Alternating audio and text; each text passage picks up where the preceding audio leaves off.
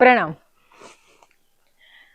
पिछले कई एपिसोड आपने देखे होंगे जिसमें हमने अलग चक्रों के बारे में बात की हुई है। यानी हमारे शरीर में जो सप्त चक्र है, तो हर एक चक्र, उसकी साधना कैसे की जाती है, उसका कौन सा मंत्र है, ये सारी जानकारी मैंने हर एक वीडियो में दी है। लेकिन कुछ लोगों को ये प्रश्न है कि चक्र साधना क्यों करनी चाहिए, या चक्र साधना करने से हमारे जीवन में क्या परिवर्तन आने वाले हैं।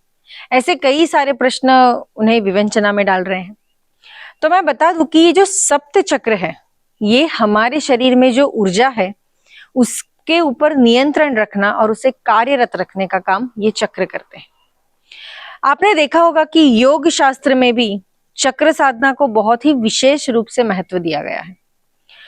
यानी जो व्यक्ति चक्र साधना करना चाहते हैं, या जो व्यक्ति या जो साधक कुंडलिनी जागृत करना भी चाहते हैं, तो उन्हें सबसे पहले चक्र साधना करनी पड़ती है।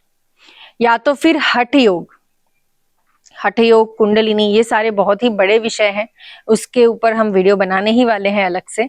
लेकिन जो साधक कुंडलिनी जागृत करना चाहते हैं या फिर कोई हठ योग भी करना चाहते हैं, तो हठ योग से ही सारे चक्र की जागृति होती है। तो चक्र यानी ये हमारे शरीर में एक बिंदु है, एक केंद्र बिंदु है, एक शक्ति का केंद्र है, जहां से पूरे शरीर का कार्य संभालने का इतना उसमें ताकत है। तो ये क्यों करनी चाहिए? आजकल आप सभी लोग देख रहे हैं कि बढ़ते समय के साथ हमारी शारीरिक और मानसिक, या तो फिर हम ऐसे कह सकते हैं कि हमारी जिंदगी में इतने सारे बदलाव आ रहे हैं और वे काफी तेजी से हो रहे हैं। पहले के लोगों की दिनचर्या अलग हुआ करती थी। आजकल के भागदौड़ के जमाने में लोगों को खुद के लिए 5 मिनट भी नहीं मिलते। तो इतना बदलाव हमारे पूरे जीवन में आ चुका है। पहले के लोग काफी स्वस्थ हुआ करते थे, तंदुरुस्त हुआ करते थे। लेकिन आजकल के अगर आप देखेंगे तो ज्यादातर यंगस्टर्स भी अगर आप देखेंगे तो किसी न किसी शारीरिक पीड़ा और समस्या से घिरे हुए देखने को मिलते हैं। तो शारीरिक हो या फिर मानसिक हो, कोई भी पीड़ा कोई भी व्यक्ति अपने जीवन में ज्यादातर उसे सहन नहीं कर पाता है। तो ये सारी पीड़ाओं से अगर आप मुक्ति चाहते हैं, या अगर आप ऐसा सोचते हैं कि मैं अपना जीवन सरल तरीके से व्यतीत कर सकूं और अच्छे से तंदुरुस्त और स्वस्थ रहूं, तो ये चक्र साधना आपके लिए है। चक्र साधना कोई भी व्यक्ति कर सकता है।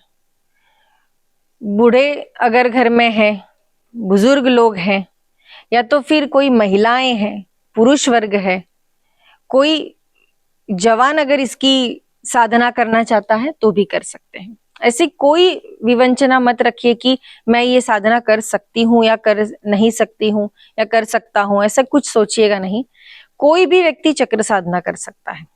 कुछ लोग तो ऐसा पूछते भी है कि कौन सा चक्र ज्यादा शक्तिशाली होता है। तो सभी चक्र शक्तिशाली है। ऐसा कोई चक्र नहीं है कि जो कमजोर है और कोई चक्र बहुत शक्तिशाली है, ऐसा कुछ नहीं है। सातों चक्र अपने अपने केंद्र बिंदु में हैं और अपने में ही बहुत बड़ा महत्व रखते हैं। सारे चक्र एक दूसरे से कनेक्टेड हैं। कुछ लोग ऐसा बोलते हैं कि पहले मैं सहस्त्रार चक्र की साधना करूं, तो कर सकते हैं। लेकिन मैं तो हमेशा यही सोचती हूँ कि अगर आप चक्र साधने की शुरुआत करना चाहते हैं तो आप मूलाधार चक्र से शुरू कीजिए। क्योंकि हमारा अगर बेस पक्का नहीं होगा तो हम उस पर इमारत तो बना नहीं सकते। तो अगर हमारा बेस अगर अच्छा है, स्ट्रांग है, काफी शक्तिशाली है, तो उसके ऊपर हम धीरे धीरे कुछ बना पाएंगे। तो मूलाधार चक्र है, स्वादिष्टान चक्र है, मणिपुर चक्र है, अनाहत चक्र है, आज्ञा चक्र है, विशुद्ध चक्र, और सबसे ऊपर हमारा क्राउन चक्र यानी सहस्त्रार चक्र। तो ये सातों चक्र अगर संतुलित होंगे और अच्छे से कार्यरत करते होंगे तो आपका जीवन काफी सरलता से गुजर सकता है। लेकिन अगर ये बैलेंसिंग नहीं है इन चक्रों में, या तो फिर कहीं थोड़ी सी गड़बड़ी भी है, तो ऐसे में आपको शारीरिक या मानसिक कुछ तकलीफें होना शुरू हो जाती है। तो ऐसे समय समझिएगा कि कोई चक्र हमारा गड़बड़ है। अगर चक्र साधना आप करते हैं तो धीरे धीरे आपके शरीर में इतनी ऊर्जा एकत्रित हो जाती है जिससे आपके शरीर को, आपके मन को और आपकी आत्मा को काफी चेतना प्रदान होती है। कुछ लोग ऐसा पूछेंगे कि चक्र साधना करने से कितने दिनों में ये चीज होगी, तो इसका कोई समय हम नहीं बता सकते। इसको जितनी ज्यादा आप साधना करेंगे, जितना अच्छी तरीके से करेंगे, वैसे ये चक्र जागृत होने वाले हैं। कुछ लोग पूछते हैं कि क्या हमें आहार में नॉनवेज खाना चाहिए या फिर वेजिटेरियन ही होना चाहिए। तो ऐसा है कि अगर आप कोई साधना कर रहे हैं तो उसमें आपको सात्विक भोजन लेना जरूरी है। लेकिन कुछ लोग जो पहले से ही वेजिटेरियन नहीं है, तो ऐसे लोग भी परेशान नहीं होइएगा, वो भी ये साधना कर ही सकते हैं। जैसे जैसे आप खुद साधना करने लगेंगे, वैसे धीरे धीरे आप खुद ही सोचेंगे कि मुझे थोड़ा सात्विक भोजन करना चाहिए। क्योंकि कभी कभी चक्र साधना या ऊर्जा बढ़ने की वजह से जब ऊर्जा ज्यादा बढ़ जाती है तो हमें कुछ ठंडी चीजें खानी चाहिए, या जो हमारे पेट में गड़बड़ी ना करे, या फिर वो ऊर्जा को ज्यादा अपना काम ना करना पड़े, ऐसा आहार हमें लेना चाहिए। और खुद मनुष्य भी उस साधना में ये सारी चीजें खुद ही सोचने लगते हैं। दूसरा मैं एक कहना चाहूंगी कि आजकल हम काफी देखते हैं कि कुछ लोगों को हमेशा ये डिमांड्स रहती है कि मुझे इनसे कुछ अच्छा चीजें एक्सपेक्ट कर रही हूँ पर नहीं मिल रहा है, मुझे इनसे प्रेम भाव नहीं मिल रहा है, मैं कितना भी किसी के लिए कुछ करूँ, कुछ कोई मुझे अच्छा ही नहीं बोलता, मैं कितना भी किसी के लिए कुछ अच्छा करना चाहती हूँ या करती भी हूँ, फिर भी लोगों के कंप्लेंट्स रहते हैं। तो ऐसी काफी सारी चीजें महिलाओं हो या फिर पुरुष वर्ग हो, उनको हमेशा परेशानियों में डालती है। या फिर कहीं जॉब करते हैं तो वहां पे अपने कलीग्स के साथ या फिर अपने बॉस के साथ हमेशा कुछ ना कुछ अनबन रहती है। ऐसे कई सारी चर्चाएं मैं हमेशा जहां भी घूमने जाती हूँ वहां पे सुनती हूँ, लोग और बताते भी है कि दीदी ऐसा हो रहा है, वैसा हो रहा है। तो ये जो आत्मिक समाधान आप ढूंढते हैं कोई भी काम में, तो ये बाहर जो लोग हैं जो आपके आसपास कनेक्टेड हैं उनसे मत ढूंढिए, ये चीज आपके अंदर ही है। जैसे जैसे आप चक्र साधना करने लगेंगे वैसे आत्मिक समाधान आपको मिलेगा, आप कुछ शांति का अनुभव करेंगे। दूसरों से प्रेम भाव व्यक्त होना या फिर हम उस चीज के लिए डिमांड करना, वो गलत बात है। आप खुद से ही इतना प्रेम कीजिए, खुद के ही अंदर इतनी शांति का अनुभव कीजिए कि आपको किसी के पास कुछ मांगने की जरूरत ही नहीं पड़ेगी। जिससे होगा ये कि आपका जो मस्तिष्क है वो शांत रहेगा। दूसरों के प्रति सोचना आप कम कर देंगे, यानी इसके पास से ये चाहिए, वो चाहिए, मेरे साथ ये नहीं हो रहा है, वो ये सारे नेगेटिव थॉट्स जो भी है आपके दिमाग में वो सारे निकल जाएंगे।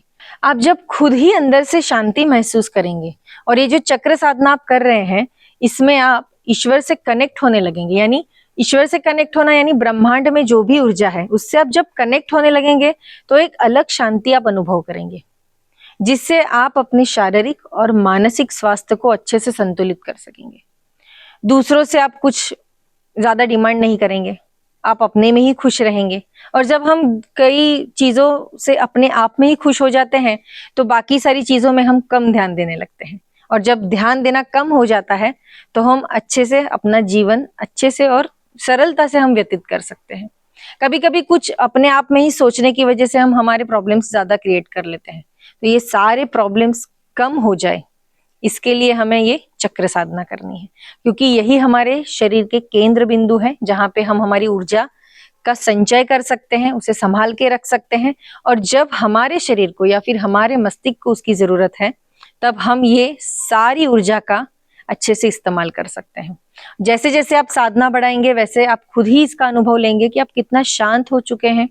अब आपको सबके लिए प्रेम भाव है, आप सबके लिए अच्छा सोचते हैं, और सारी चीजें यानी अगर आपके मन में भी कोई कामनाएं हैं तो वो भी धीरे धीरे आपकी पूर्ण होने लगती है। क्योंकि जैसे हम कुछ बोलते हैं तो उसके वाइब्रेशंस पूरे ब्रह्मांड में घूमते हैं, ये चीज तो आपको पता है। तो जितना अच्छा आप बोलेंगे, जितना अच्छा आप विचार करेंगे, क्योंकि जब हम सहस्त्रार चक्र की बात करते हैं तो उसमें आप जब ज्यादा पॉजिटिव चीजें सोचने लगते हैं तो सारी चीजें आपके साथ पॉजिटिव ही होने लगती हैं।